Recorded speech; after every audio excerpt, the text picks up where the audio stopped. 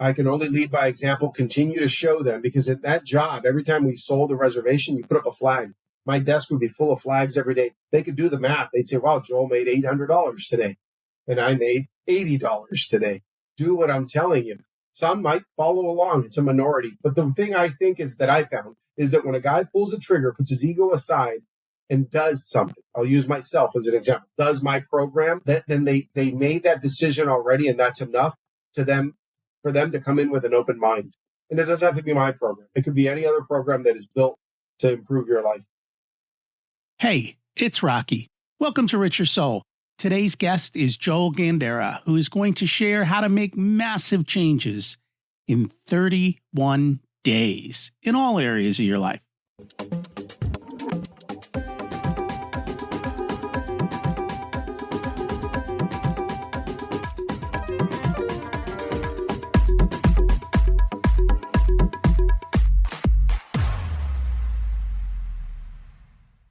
Imagine it's 12 months from now, and you've achieved your major life goals. How does it feel to be in the best shape of your life? To wake up energized, excited about the day? To have great relationships and friends who support you and propel you forward? How does it feel to have an excess of money, to be able to make the choices you want? To be fearless and open to trying new adventures? Imagine being connected to the universe and it providing everything you desire. It's possible over time, and your past does not dictate your future. The only thing holding you back from this vision is you. It's time to take control of our thoughts and use them to our advantage. Welcome to Richer Soul, where we achieve our dreams and bring balance to health, wealth, relationships, time, and spirituality. If you have not had a chance to listen to episodes 1 through 9, I encourage you to go back and listen to the framework behind Richer Soul and how to create the life of your dreams. You can also find all the show notes for this episode at richersoul.com.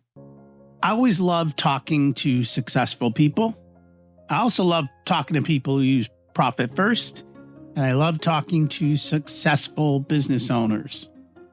And that's why I wanted to have Joel on the show to chat with him about his journey. He's a fellow immigrant, came here at a young age and had to go through those struggles and has achieved massive success in his life. Now he's teaching others how to take action and have success in their life.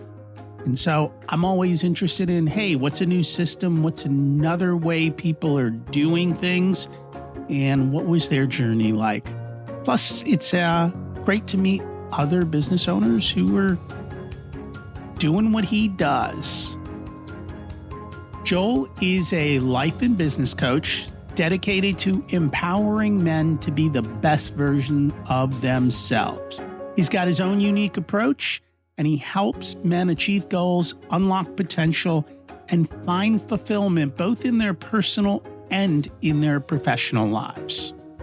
He's got a ton of insights that he is going to share. Let's meet Joel and learn from him. Welcome to Richer Soul, Joel Gandara. It's great to have you join us today. Thanks for having me, Rocky. Most welcome. We always like to start at the beginning. What was it like when you were growing up, and how much did your family and school teach you about money? So for me, the journey from being a kid in Cuba and coming to the United States on a boat, growing up poor, it came with instant money lessons, because as a little kid, you are entertained and you are lured by fancy things and toys. And I remember wanting a remote control helicopter right when we got here. And my parents didn't have $1. They literally had no money. They didn't have wedding rings. They didn't have glasses. Everything was taken from us in order to get on the boat. And so we came with the clothes on our back. No backpack, no purse, nothing. And so there was always a need. You always wanted something. And it's funny, today I'm not materialistic. I don't want things. But as a little kid, you want something. And then you instantly are told, there is no money. We don't have it. So you have to learn what money is. And the lessons along the way were that way. Fortunately for me, my parents were very hardworking and very frugal. And that was good, because I had to keep learning those lessons. It's not like, well, now they have $1,000 in their bank account, they can splurge. They always told me, we're poor, We're trying to get ahead. We're trying to buy a house. They bought a house within 3 years of getting here. And then it was, we have to pay off this house. So all along the way, they were tight with it. They bought it and paid it off, I think, 7 years later. So that's what it was like. And I remember moments that were a little difficult. For example, my parents had just bought a house, and that was every dollar they had, and friends and family lent them a little bit extra. And even the local government lent some money because it was kind of government subsidized for you to buy. The day you sell, you have to pay it back. So we didn't have a refrigerator. We didn't have the money for it, but we had a cooler, and it had ice in it. And I remember going in the morning to look for milk, to go prepare my bowl of cereal, and thinking, wow, we really are poor. And when you do that, not only do you learn about money, for me, it created a drive to now go make money. And I started making money at a very young age. And that is one of the things, it's funny because it depends on how you grow up, but it also depends on how you react to that, in the sense that you used it to create grit to go be successful. Some people use it as an excuse to say, I'm not going to be able to do anything. This is my lot in life, and being very intentional in that. Do you remember living in Cuba? I do. I was a kid. So I'm not very smart, but I have a very good memory. So I remember the trips to the market. I remember playing in my neighborhood, going to my grandparents' house, the house, and company coming over. Yeah. So I have good memories as a kid. My parents have bad memories because they were adults and they knew what life was like. And, to what you said about you could take the situation well, there's another perspective that I've seen. Kids who grew up very poor grow up to splurge a lot. And I never got that because my dad would guide me along the way. You see, because we didn't spend this money, we were able to buy this house. Because we didn't waste that money, we were able to pay it off. And because of that, then they bought a little rental property, many years later. It took them decades to build it because they were in their 30s when they got here with no language and no good income. But that helped me see the path so that I wouldn't go and splurge the little bit I earned here and there. So they were intentional then constantly in teaching you about money. Yeah, absolutely. Out of curiosity, do you have kids? 4 of them. So surely they've probably grown up much wealthier than you did. Are you doing anything intentionally, though, to teach them the value of money? Well, this hopefully will answer it. I'll run down the list. We've got 4 kids. 2 of them are seniors in high school, the older 2. The next one is in middle school. The next one's in elementary. My wife and I have been married over 22 years, or about 22 years. And so we have 18 and down. Our oldest just took out some money out of the bank, but he had $30,000 saved on his own. We don't give money. And he just took out $14,500 to buy his first used car, cash. And he still has the other half in the bank. Our 17-year-old has $12,500, he just showed me last night. And as you go down the list, they all have X amount of thousands proportionate to their age. But we don't give them any money. And we don't, especially once you're 16, you're financially independent in our house. That means your car insurance, your food money, your going out money. We'll buy some basic clothes and, roof over your head and the food here at home, obviously. How have we done that? How have our kids amassed this money at this young age? Ever since my kids were little, and I mean first grade, kindergarten, around there, they start selling. So our oldest is very entrepreneurial, and he has a relationship with a fundraising company, and he buys chocolates, a pallet at a time, thousands of dollars at a time. And he's been doing that since he was a little kid because he discovered that he could find them on Google, called them on his own, set everything up, just needed me to give a credit card or send a check. I forget how we did it. He pays me right back. He wholesales those boxes to his siblings, his younger siblings, and they go out and sell. My daughter at breakfast on this weekend sold $75 because we went to breakfast, my wife and I and her, and she sat it next to the table. The waitresses buy, they let her go table to table and sell a little bit. Then she went to the barber shop next door and sold a bunch. So we teach our kids about money tremendously. I've laid out our profit and loss statements at the dinner table and showed them where we are with things and how we make money. And there are no financial secrets in our house. In fact, when our kids do a round of going to the bank to deposit, whether they go with me, I take them, or they give me their money and I take it and deposit, at that night's dinner, the deposit slips are handed out. And I make sure they write the teller writes the total balance and we read them out. And it's a celebratory moment to say, wow, you're at $18,000. Good job for your age. That means that you'll be able, and we paint the picture of you're going to buy a house you're going to be able to rent out those rooms and it'll pay for itself. That's what I did when I was 22 years old. So I have a lot of stories to accompany it for them. So it's real. It's not put money away because one day, a rainy day. They're saving money for a sunny day, for all the opportunities that we are allowed in this country to do. That's pretty incredible. And it's incredible that you continue to do that. One of the things I've known or noticed as an immigrant too is when we get success, we don't want our kids to have to struggle like we did. But yet in doing that, I think you're really undercutting the kids. I think you're taking away a lot of lessons from them that it sounds like you've held to that thing going, you're going to learn these lessons.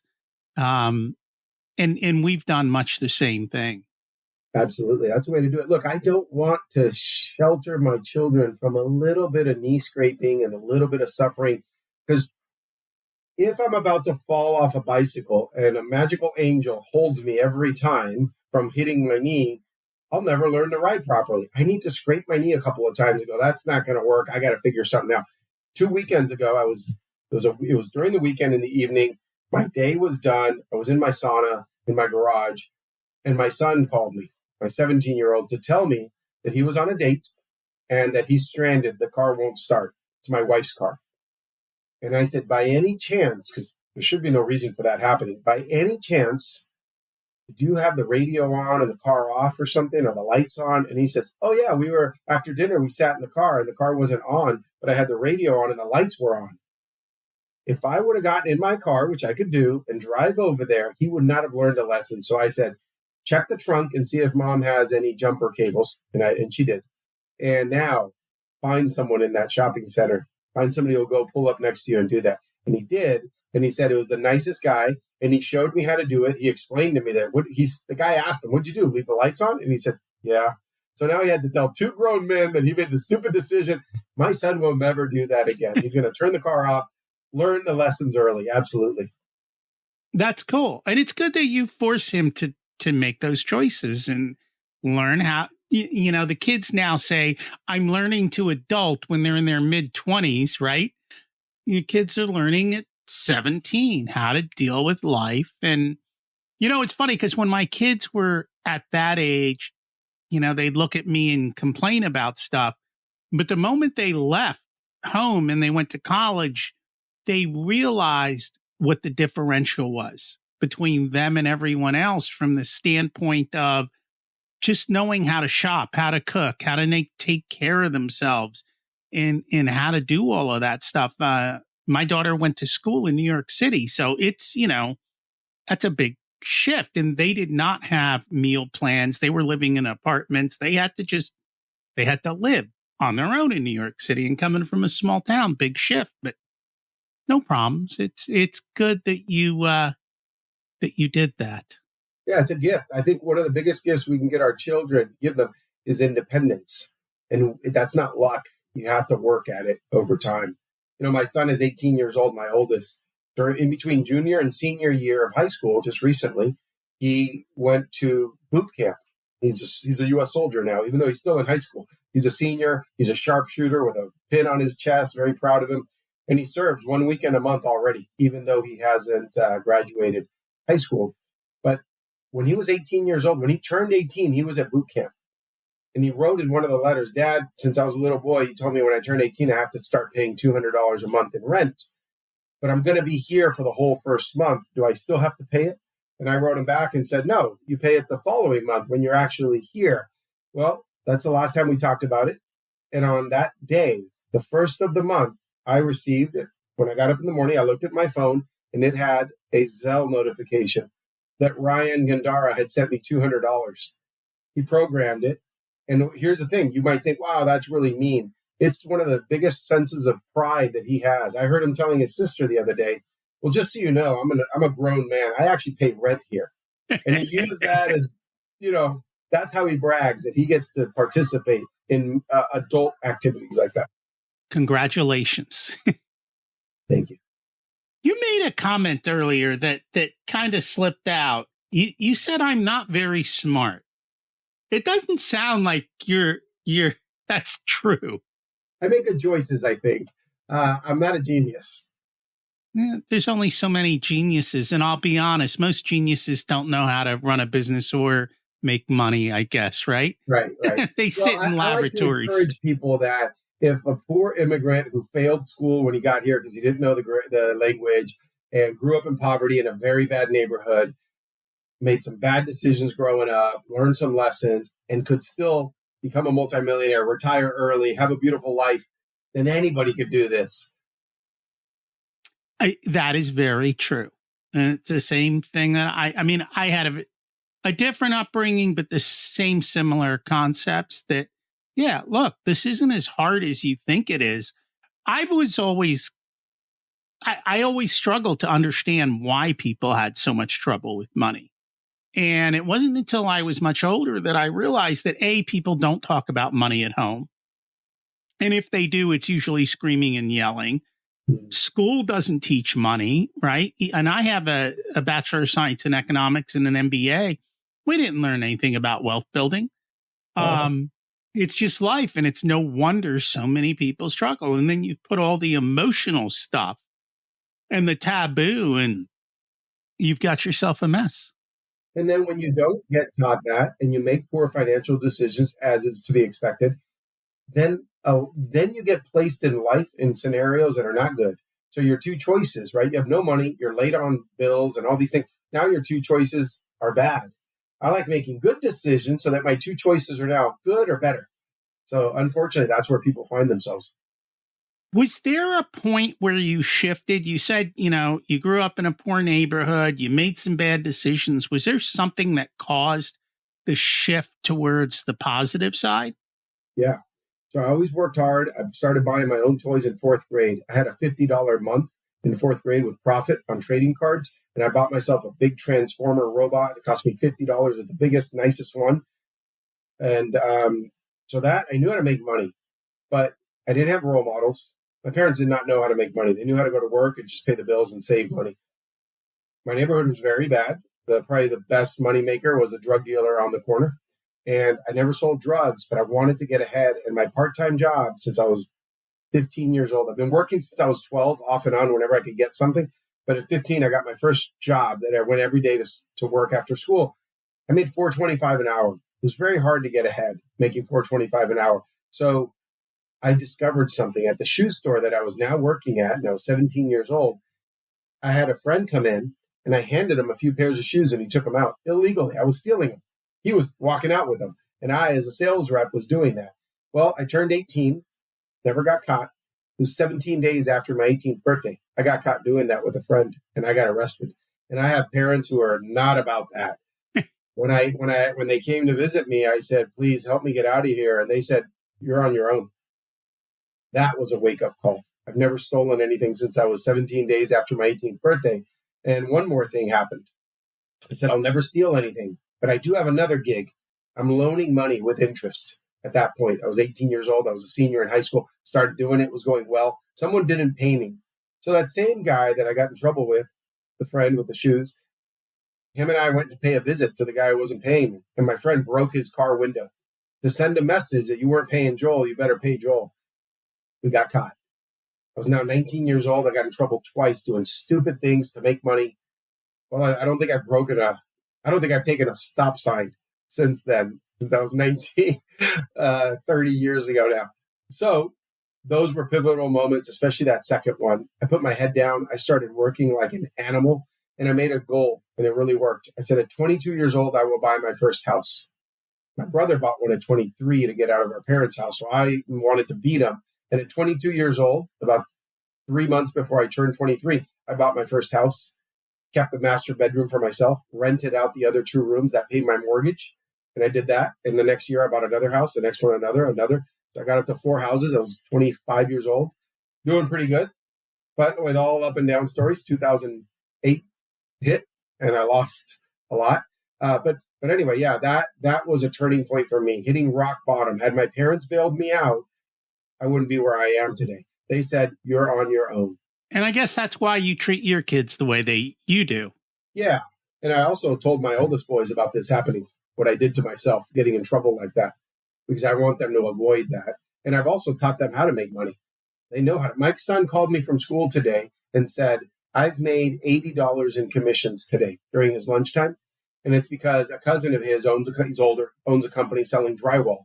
And my son said, if I put a post on Facebook and I start getting people to go in to buy drywall from you, will you pay me commission? He said, absolutely, 5%.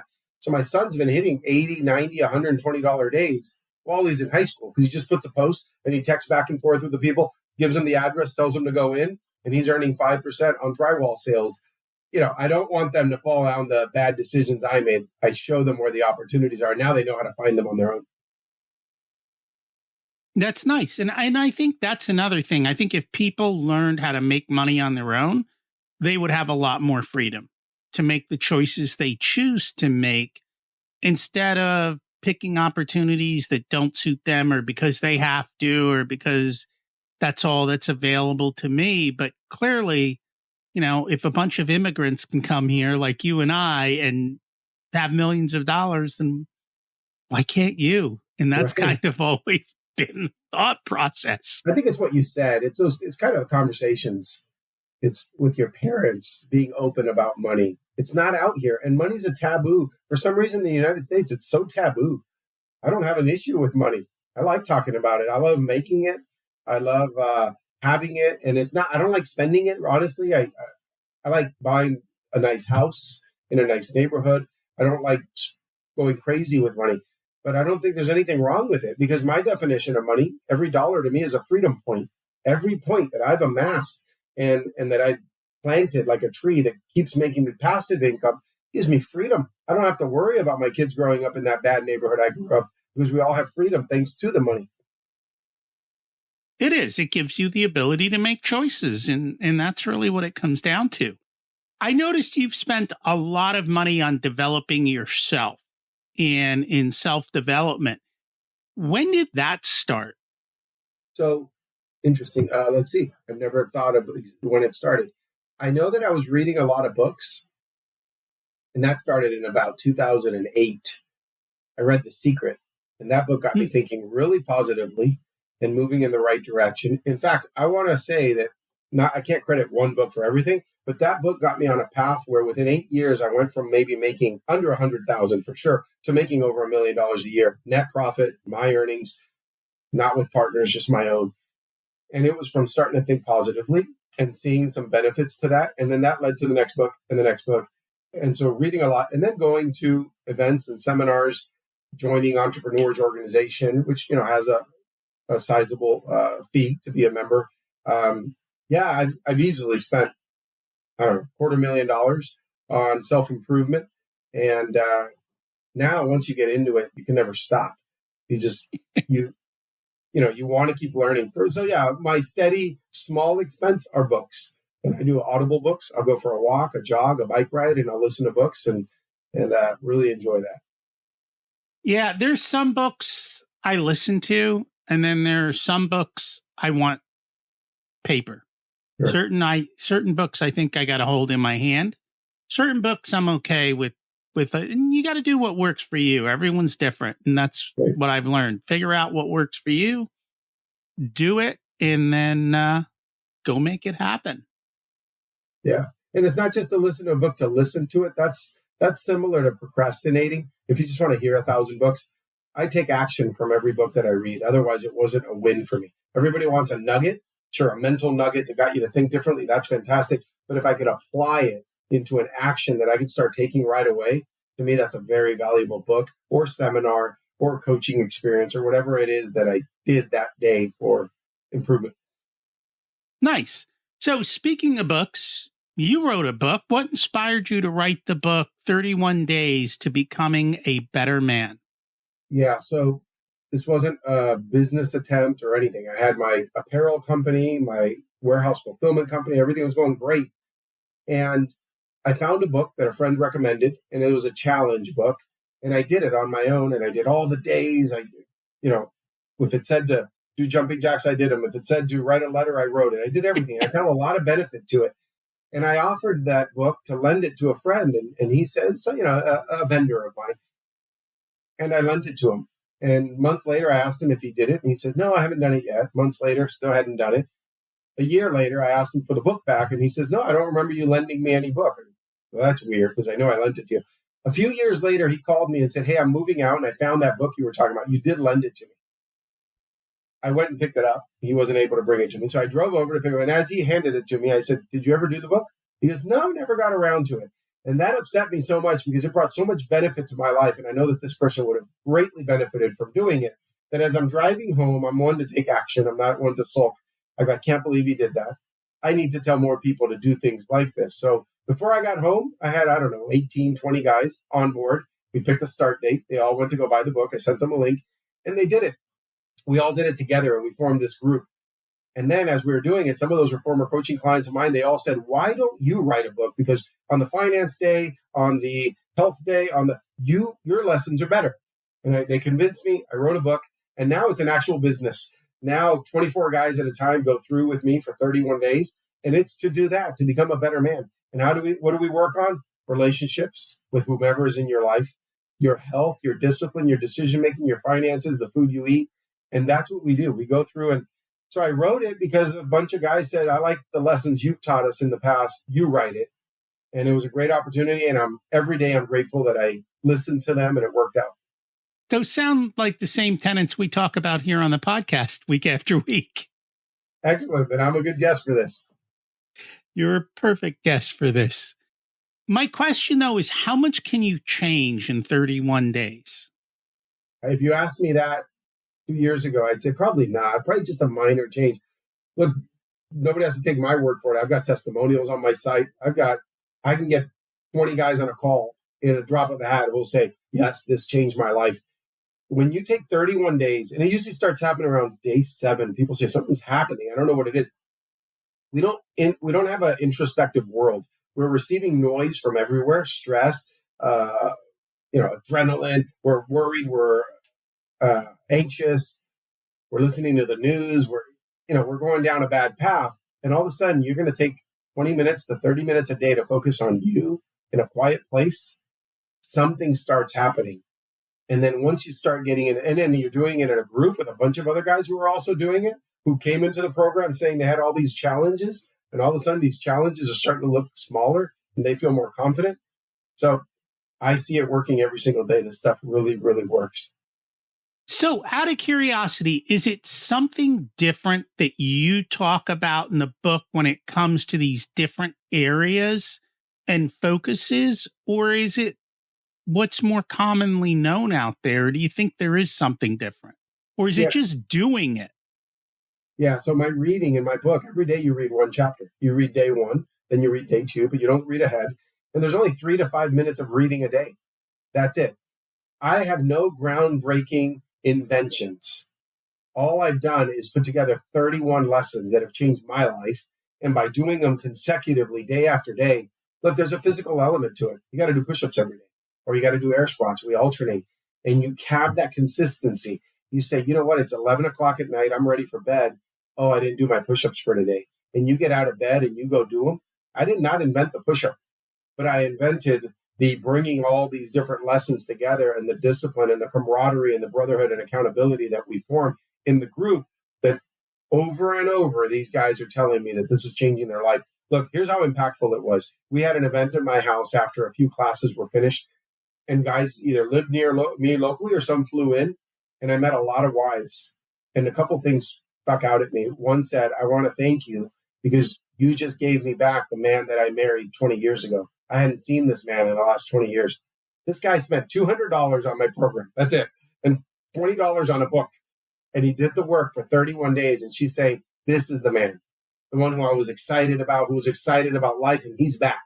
So that changed, that hit me so hard. Another one is a woman said, whatever you did to my husband, I want you to do that to me. I want to get life by the horns and be so excited about life. And I said, I'll never teach a women's program. I can teach men. Well, after many women saying the same thing, I think we counted about 26 women said something like that. My wife joined, wrote a book. She's an amazing woman, and she's got a book and has a women's program, and it's also changing lives. What is so special that in 31 days, people change so much? Again, I really think it's looking inside. No, because nobody does this. Look, we all live in this world where It's constant information. We're just being told things. There's noise, there's propaganda, there's media, but never are you told to just say, let's turn it off for 20 minutes. There's a little bit of work you need to do. What programs are saying, what news channel is telling you to turn off the news? I haven't heard news in 8 years. I haven't seen one report. I don't listen to noise. And tells you, turn it off, guys. Go get a pad of paper and let's talk about these insecurities you might have or these feelings you might have. I don't know when that happens. And if it does, maybe it's one day at a seminar and you work on this one thing. My program does this for 31 days. It's not the whole day. It's about 20 minutes a day in total. Counting the 3 to 5 minutes of reading, you're only spending about 20 minutes. And it's that habit. Maybe you could pick some other 31 lessons and they'll be just as powerful, maybe more powerful than mine. But this is working. It's funny. Every couple times a week, I get on Facebook and I go live and I share Epictetus. And today's Epictetus was happiness can only be found within. Right. And the message was, look, everyone is looking for something outside to make them happy.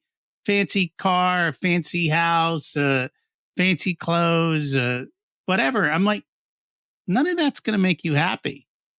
If you can't find happiness inside, regardless of what's going on outside, then that's a problem. And it's funny because I have noticed most people are spending all their time outside.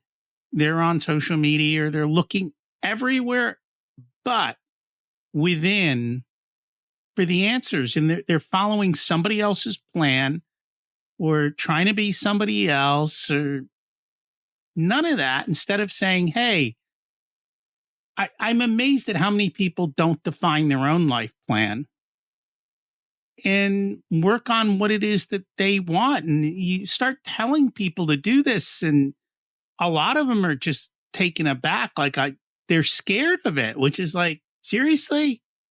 Yeah. So I have a chapter, one of the days, it's called 10 years. And that day you're writing one page, nothing complicated, or type it out, a day in the life 10 years from now. So if it's about you, Rocky, you'd say, I am this many years old. It's 10 years from now. My wife, my kids, they're all this old. This is where we live. This is what our life is like. And here's what we might do on one given day. It's a quick piece of paper. I've done this exercise with my forum before away on a retreat. And it's powerful because you never do that. When are you even told in school to sit down and focus on what life might be like 10 years from now? We know all the things they don't teach you in school. Those are a lot of things that I focus on. And it's exactly what you just said. You're looking within. This isn't my plan. I'm just this guy named Joel who put some words on a paper in a book. Guys get to now go in there and it's their life. It's them. And they're the star here. They're not the Netflix fanboy watching some movie on Netflix. They're the star. I think that's what we need to do. Turn TV off and go become the star in your own life. And that's what I think I'm empowering them to do. And that's why I think they're saying that it's so impactful in their life.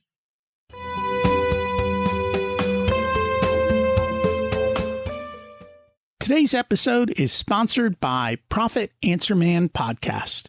Did you know that most small business owners hate looking at their financials? It's one reason they may struggle with business success.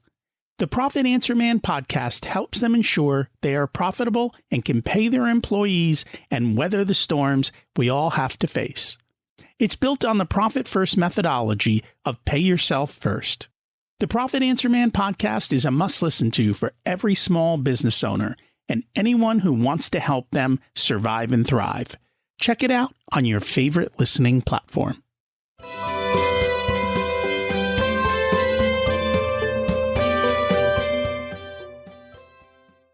What are some of the other things that you talk about in the book that are not taught in school? Yeah, there's a finance day. I have to pull up my, let's see. There's a challenge yourself. Go sign up for something. It could be a 5K. It could be a marathon if you're a runner. It could be a competition in martial arts. It could, whatever. It doesn't have to be physical even, but it's to sign up for something. There's a day about planning a date with your spouse or a girl or whoever is in your life. But it's not just a normal date. It's a multi-part date that when the guys do it, they always come back to me and say, my wife said this was the most amazing date. And it didn't cost that much. I spent $100, $120, and she's still talking about it. I don't want to get into the details. I'd rather guys go through my program with me and build a relationship with me, and I'll share that. But yeah, I'm not looking for details. I'm looking for like the big picture of, we don't teach this in school. We don't teach that in school. Well, and these are kind of the concepts. Yeah. And one of the favorite days for me is financial clarity. In financial clarity, you need to treat yourself like a business, first of all. I think every family should have like a P&L and a balance sheet and understand that. And so what I have them do that day is create a family balance sheet. This isn't about statements coming in through the mail or email and they're all over the place. It's actually unify this in one place. You should be able to give me your net worth at any given moment, right? Even if it's just every 3 months, because statements come in and you update them. And, there's automation and all that, but I make it very simple because I want people, I love it when the young guys in the program say, oh yeah, I discovered there's an app and it puts everything. Great, go for it. I use a Google Sheet, right? So I keep it all and I update it old school way, but I love it. I can tell you at any given moment, my net worth. I don't have any debt. I don't even have a mortgage. I bought my house cash, but I get to see all my assets and how much they fluctuate. And then I get to see what the sum of it is and get to see my net worth. Some of the guys in this program weren't even sure what net worth was. And they're successful executives, they're successful guys, and they weren't sure what that meant. Before we started recording, you were telling me about some of the things you find out there and how successful business people don't know their numbers. They don't know their business numbers. You think they know their personal number? They don't know that either. So it's a day to sit down and put all that together. And you have to. I mean, at the end of the day, if you want to become wealthy, you have to understand your numbers. It's not difficult. And I think we make it more cumbersome than it needs to be. But it isn't that difficult. And you just have to do it. And the same thing, I know you talk about health. It's funny, all the way through college, I think everything I was taught about health is wrong. Even if you read all the government, USDA, this is what you're supposed to do, I find it all to still be wrong. They give you bad information, so to speak. You take that food triangle, just flip it upside down. That's a better way to do it. The bottom is full of grains and wheat and bread. And for most of us, we don't benefit too much from eating all that sort of thing. But the government thinks in that same thing that Fruit Loops and high sugar cereals, high fructose corn syrup, that those things seem to be fine. But oh no, don't eat eggs. Humans have been eating eggs for hundreds of thousands of years. I eat them every single day. I also eat steak every single day. I check my blood regularly and I am in tip-top shape. I'm 48 years old. I train jiu-jitsu 5 to 7 days a week. I lift weights 3 days a week. I jog a couple times a week. I do yoga. I'm in great shape. And it's not just the things I do. The way that I eat allows me to do those things. So in my group, we bring in health experts. We bring in all kinds of experts to chat about those things. And the new ones who have it all together, they get it. And they tell us the same thing you just said. Don't listen to the government recommendations. They're all wrong. They are. And they're constantly saying fat is bad. And then if you look at what they serve the kids in school, it's no wonder we have the problems we do. They're teaching them how to eat wrong. Yeah, and the things we're buying them at home too. The chips, the seed oils, all that stuff are killing our kids and causing behavioral problems. We feed our kids very healthy. We don't have behavioral problems. And that was an argument I used to have with people when my kids were young. And, information's gotten better, but people looked at me weird when I talked about what they were putting in their kids' mouth and the need not to drug them, so to speak, for a variety of things. So we've talked about money. We've talked about health. What other areas of focus are in the book? Relationships with our kids, our spouses, our friends. There's a day where we take inventory on our friends. So if a guy has a business, he'll take inventory in the warehouse. But when have you ever sat down on a piece of paper and put your friends into quadrants? So number 1 section, which is very limited. Number 2, have a few friends. 3 has more. 4 is our acquaintances and people we know about each other. And we do a little work. We go deep on who's in the number 1 spot and why. So if you want to imagine this as a circle, you're in the middle. 1 is that ring that really influences you, really close to you. To be honest, number 1 is the guy that you call and say, you call him at midnight and you say, I need you to get in your car I need you to bring a shovel. We're going to bury a body and we can never talk about this ever again. And that guy says, I'll be right there. That's a number one. Other than that, that's not a number one. So what this allows guys to do, Esther, they sit down and they write these, and I give them parameters for what's a 1, 2, 3, 4. That day has a lot of people questioning themselves and saying, I can't believe I've let these people into my number 2 spot. I'm going to start making some shifts. And you might have a 3 or a 4 that should be in the 1s and 2s spots. So what do? We don't just wish it. We start building a relationship. Invite that guy out to go play basketball or go for a walk or for coffee. Send him a quick text saying, hey, how you doing? How have you been? How's the family? Build a relationship. This isn't this stagnant thing. A number 2 is not a number 2 forever. You decide if they become a number 1 or should be moved out to a number 4. So that's one day that I think is very crucial. And there's more than that, because there's a day to focus on children. If you don't have any, then I say focus on your parents, or I give them alternatives in case they don't match that. And the big one is the spouse, because it is very difficult to have a bad relationship at home and be succeeding anywhere else in your life. So that's a very big one that we focus on. Well, even if you do succeed in your life, if she leaves you, she's taken half of it. So That's what right. was success is That's no right. longer That's success. right. And, Right? I mean, how happy can you be overall if you're killing it at business and you come home and it's a depressing environment? I don't have that ability to silo emotions and parts of my life. For me as an entrepreneur, it all blends together. So I want all of it to be as harmonious as possible. And I think that is one of the big things that you see with successful people is while they may have success in their career, the rest of their life is a mess. And their kids don't talk to them, their spouses are, and then you go through divorce, which knocks you off your game for a couple of years, and in all of the hassles of that too. Yeah, that's sad. It could be avoided. A lot of that could be avoided. Do you find people are resistant to take the challenge? Yeah. So whenever I've had somebody who's done the program and they tell me this was absolutely amazing, how could I get asked this a lot, how could I repay you? I always say, you don't have to repay me anything. You paid $200 for the course. Glad to change your life. But if I could ask one thing, tell some friends. I want to keep bringing more people. I want to impact personally 10,000 men before I call this quits. And we just started. So I've been introduced to people who say, hey, can you talk to my buddy? He's thinking of doing the class, but he's not too sure. And I highly recommend it. And I just told him to talk to you.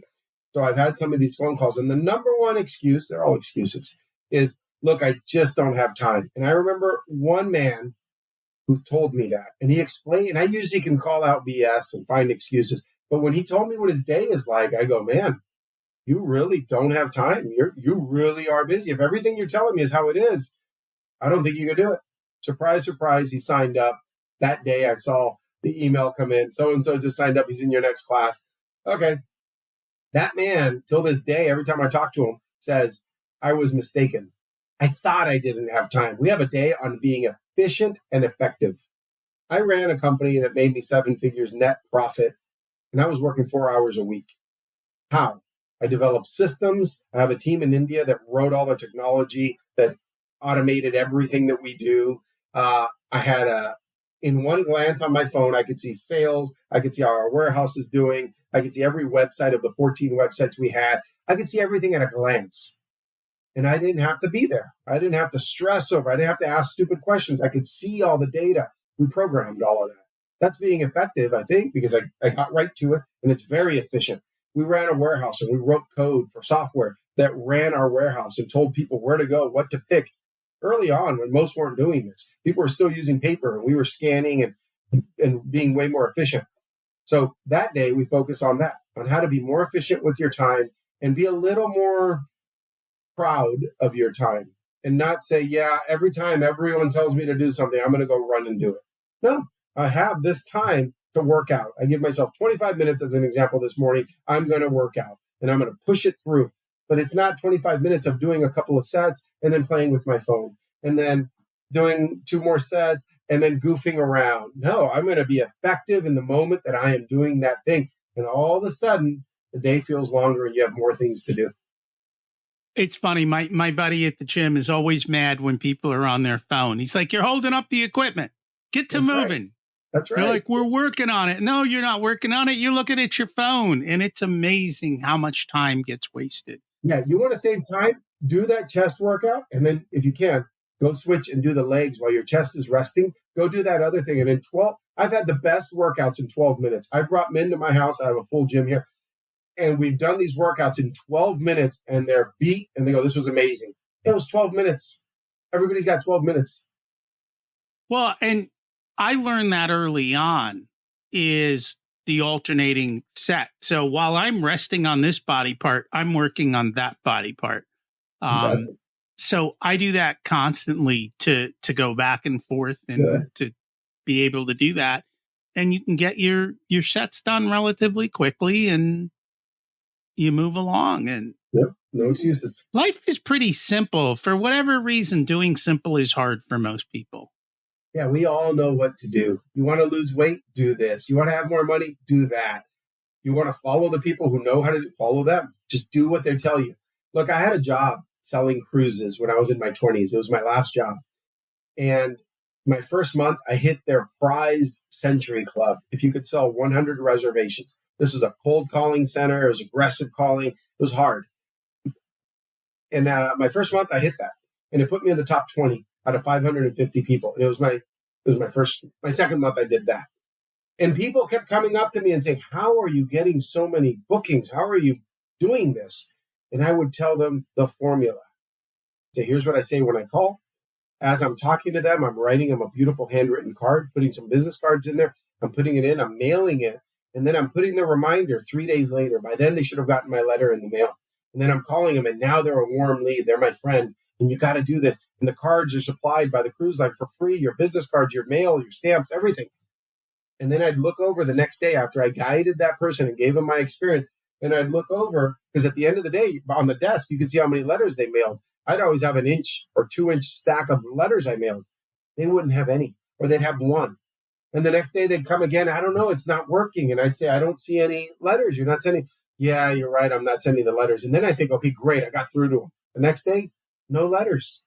They wouldn't do the work. It's that simple. You have headsets on and you're talking to them. So as they're talking, you're filling in the quick thing. Hey, it's going to be my pleasure to help you. Give me a call when you're ready. And put some cards. And you're flicking the envelope. You stick it on, put a stamp, ready to go. I don't know. I still don't understand that disconnect between I want to accomplish this thing. I'm going to do the action, but then not doing the action. I don't understand. Then you know what? It's fine. Not everybody has to accomplish the same thing. Stop saying you're going to accomplish this thing. Go say, I'm happy where I am, and this is where I'm going to stay for the rest of my life. That is honest. That's sincere. I prefer people do that. So you don't have the magic answer of how to get them to do that. I can only lead by example, continue to show them, because at that job, every time we sold a reservation, you put up a flag. My desk would be full of flags every day. They could do the math. They'd say, wow, Joel made $800 today, and I made $80 today. Do what I'm telling you. Some might follow along. It's a minority. But the thing I think is that I found is that when a guy pulls a trigger, puts his ego aside, and does something, I'll use myself as an example, does my program, then they made that decision already, and that's enough for them to come in with an open mind. And it doesn't have to be my program. It could be any other program that is built to improve your life. So we have a lot of business owners who listen.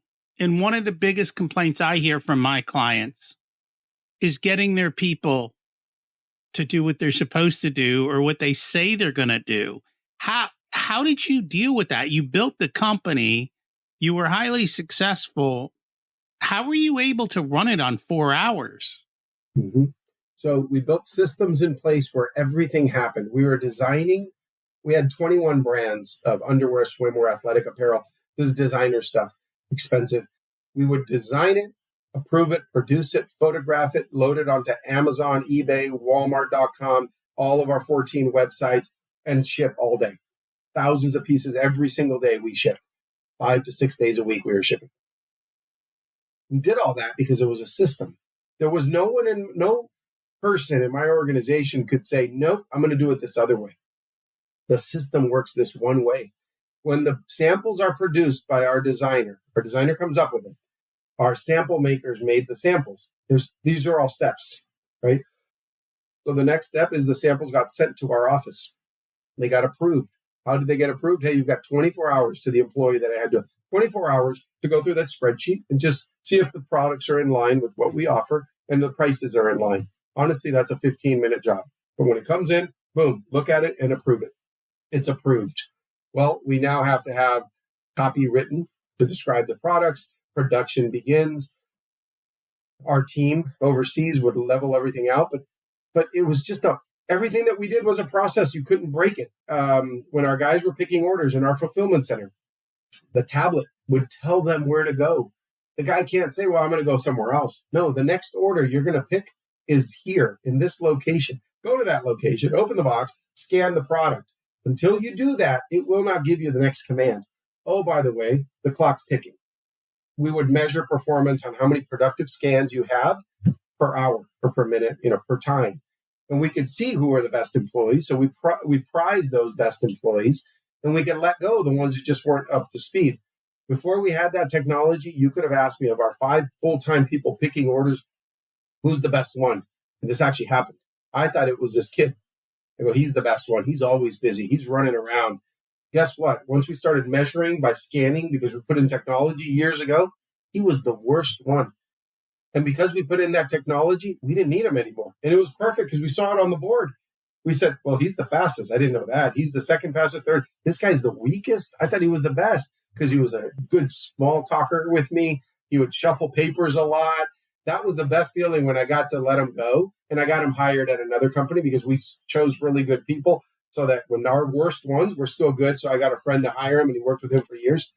And then we told our employees, hey guys, we are now measuring your productivity now that you're scanning. And guess what happened? They all picked it up so much because we told them we were measuring it. That fourth person at the bottom, we got rid of them. We didn't need them. They all picked up their efficiency. We were down to 3 guys. And then we said, one more thing, guys, we're going to put a TV on the wall in the warehouse. You're all going to see your speeds at every given time. Any moment live, you're going to see who's fastest. And they'd be fighting. They'd work so well that we got rid of the third person. We went from 5 pickers by putting in a little technology to 2 full-timers who were our absolute best. We then went to 100% medical. We paid all their medical insurance. We gave them 4% matching. This is warehouse workers. 4% matching retirement. We gave them all raises because now we were down to 2 people. Productivity went up. We started selling more. We still had the same 2 people. That's a lot of efficiency with the same 2 people. And that's how we got them on board, by incentivizing top performance and cutting out the bad people who shouldn't be there. And that is the key, is accurate measurement that is truly reflective. Because as you said, I think too often in our head, we think X. And when you actually do it and you measure it, you see Y and you have clarity. You asked me about the question that you asked Mike Michalowicz before we hit record. This is what that is. It's literally the concept of, you said you're going to do X. Did you do X? And do the measurements actually prove that you did what you said you were going to do?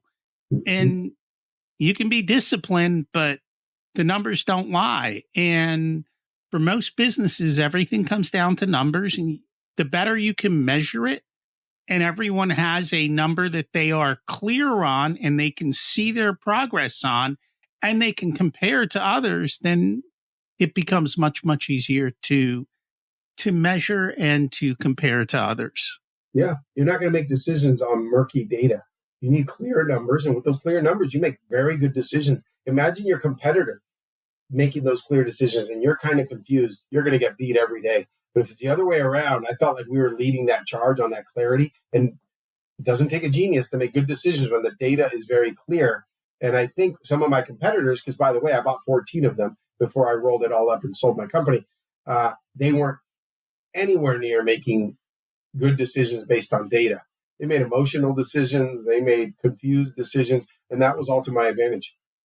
No doubt. And I see that all the time. Is there anything we should have talked about but didn't get a chance to? I think we covered quite a few things. We can always go in tangents on directions. I've done presentations on how to develop strong and independent children, deep into my story where I go into some lessons that I've learned in life. we could always go in 100 directions. Two guys with passion like us, I think we could talk for hours. That we could. That we very, very much could.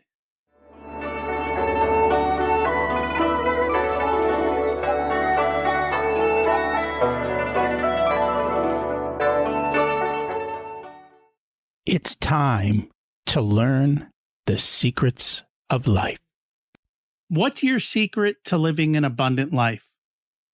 For me, and everybody's different. There's not one formula for everybody. My life is full of abundance, and the abundance isn't just financial because I've made money over the years. It's an amazing relationship with my best friend, who's my wife of 22 years.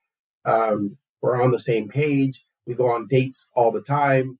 We have a great relationship with our children. We live in a great neighborhood. We have amazing friends. We build community. For me, that's a big one. We had a yoga session last night with 4 couples and an instructor that we hired and had a little bit of food and drinks for everybody. And to me, that's beautiful, that we're not so pressured by life and by all the problems of life because we've made some decisions that have made our life very, very nice. I lead the best life of anyone I know. And I don't just mean, oh, well, I drive a Maserati. I don't drive anything fancy. I don't have any jewelry. I don't even own a watch. I keep a very simple life, but I have an absolute beautiful life. It's very abundant in all of the things that I want in my life. And it's very doable. My wife and I have built that life for ourselves. And yeah, to me, it's having the time to do everything that I want to do with the people that I want to be with. And fortunately, I have that. And I'm assuming that's because you were intentional. You decided what you wanted and you went after it. There's no accidents. You are in life where you deserve to be, unless you had a tragic accident, maybe, and that's not your fault. But for the most part, most of us are where we deserve to be. What did you learn later in life that you wish you would have learned sooner? Don't speculate on real estate. Invest for cash flow, not the value that you think that property is going to be worth later, because that's irrelevant if you run out of cash, which happened to me. And I wanted to be a good person, and I paid on I had 5 rentals that were empty. And for a year, I paid on them. All my property taxes, my mortgage, my HOAs, and that nearly bankrupted me at an early age. Early 30s, I had hit a millionaire status. I thought I was top of the world. I lost it all when the markets all crashed in real estate. And it was all because even though I did put massive down payments, I never put less than 20%. I've bought about 18 homes. I've never put less than 18%, 20% on a down payment. I don't want to pay principal mortgage insurance. So I thought I was coming in strong. But when you do the math, cash flow wasn't happening. I was losing a little every month, but I thought it's okay because it's going to double in price next year, like we were being told. So now I invest for cash flow. Everything has to be producing from day one. Otherwise, I'll gladly say no to an investment. I pass up more investment opportunities than I say yes to by far. There's a lot of power in saying no. That's right. And I think this next question's right up your alley. If you were to give an 18-year-old one specific piece of wisdom, what would it be? Mm-hmm. I just got hired from a friend in EO to coach his 18-year-old, and I took him on a long hike yesterday. And we talked about a lot of stuff. But before he can organize himself, because this kid was telling me the goals that he has. He wants to be a professional hockey player, and he's a very good junior player. He wants to go to college, and he just got accepted. And he's got a lot of things in his life. But I started asking him, what don't you have? And he said, I don't have the fitness level that I have. I don't have the discipline that I have, that I want, right? There's a few things missing. I don't have the structure in my life, and I don't use my time to the best of my ability. Now, no 18-year-old is going to come out and say all those words. I got that out of an hour plus of hiking with heavy weights on our backs, up hills. Why? Because that breaks you down emotionally and mentally, and you'll be able to splur it out faster when you're suffering a little. Go on a jog with someone and see how deep the conversation can get real quick, because all the defenses go down because it's a fight or flight. So what I advised him, and I gave him homework to do for this week, was to and I know this sounds simple. My advice is always simple, but there is something to it, is to organize himself. And how are we going to do that? With a calendar. Because I asked him, hey, next Saturday, this time, we're going to do a workout. You want to, some guys are local, some aren't, but he's local, so you want to come by and work out at my house. He wasn't sure what he had that day. And I said, I want to sign you up for a 5K to run it with me for a good charity cause. I'll pay for it. Come do this with me. And he wasn't sure what he had that day. And he couldn't make decisions on his life and his schedule because he wasn't clear. I'll have to check with my mom and like this. I have to see, we're going to have a tournament. I don't know what day that is. He's got a paper somewhere. Get your calendar in order and put everything in there, right? You and I would not be on this call on time and doing what we're doing if we have too many things in our life. We got to put it down somewhere. The best place is a Google Calendar, I think, for me, because I can access it. If all my devices blow up, I can go to your house and I know my password. I can log in and get in and I can see what I have. And that way I can start scheduling my day, my life, have no more downtime. When I have downtime, I know I have it. I don't miss anything. So that's the lesson I gave yesterday, specifically to an 18-year-old. You know, it's funny. In our house, the kids know if it's not on my calendar, it doesn't exist, right? And they were taught, you need me somewhere, you put it, send me a calendar invite. And we still do that as a family. My kids are gone, but things show up as calendar. My wife does the same thing to me. Is it on a calendar invite? Yeah. I'm like, sorry. That's an organized family. It's an organized family. So, and everyone gets a phone in middle school. When you get into middle school, you get a phone. My daughter, all of a sudden, all these things started popping up in my phone, my calendar. And I said, what is all this? It said, study for this, go to this friend's house. And she goes, I'm putting everything in my calendar. That's how she grew up hearing it. She's 11 years old. She filled up her calendar, and I know everything she's going to do. And if she needs me to give her a ride, she checks with me. Is that day at that time okay? I go, yes. And I don't have to say it anymore. She just sends it in the calendar. She's blocked my time. I'm all hers. We do the exact same thing. So I totally get it. It makes life so much easier. If people would like to learn more about you, the 31-day challenge, how do they go about doing that? It's a simple website, 31dailychallenges.com. You could sign up. There's a men's challenge. There's a women's. You sign right up. There's no magic to it. You sign up. You'll hear from me or you'll hear from Jessica if you sign up for the women's. And then if you have any questions, you can hit the contact button. It goes to me and I will answer any questions anyone has. Awesome. I will put that in the show notes. Thank you so much for joining us today. Thanks, Rocky. My pleasure. What was your biggest takeaway from today's episode? And what is the one thing that you can now take action on in your life to push you forward? You know, at the end of the day, we've said it's not just about the money. Money's nice, but it's not going to create happiness. It will give you freedom and it will take away misery, which is perfectly fine. But there is so much more to it. And I think it's all those other things that so many people ignore. And here we've got another example of that. Joel's program's pretty cool, 31 days to figure out your life and to take action. If you need help or accountability, that's the way to do it. Or just check out the book and go from there. By the way, do you know someone else who would benefit from listening to today's episode? Would you do me a favor and would you share it with them? I would very much appreciate that. Thank you. And lastly, next week, we've got Clement DeCrop on. He's going to talk about the idea space within ourselves, the science of awakening our non-self. I know you're going to love it. Thanks for listening. Have an abundant week.